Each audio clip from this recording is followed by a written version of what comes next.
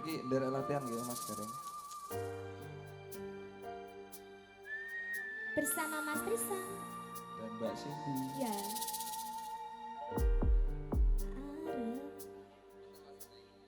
Ati kang nanda sengit lian hanyawa aku kowe bekat tresnan.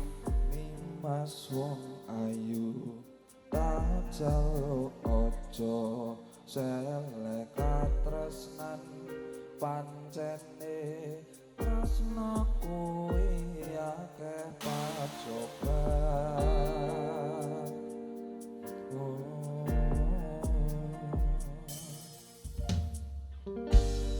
Arep tumeka ngandika tresnan iki yen to aku sliramu radi akoni senadyan dunya ra bisa nampa bakal tak coba yen durung tapi samring kang kuwasa.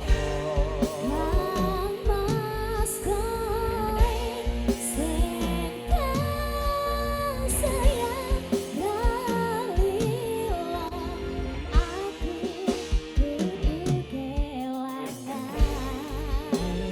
Mas mustika ning ati domaku siji tresno iki abadi do dewa-dewa ning asmara kuwata ati kawula angkat kuwa apa tresno katakan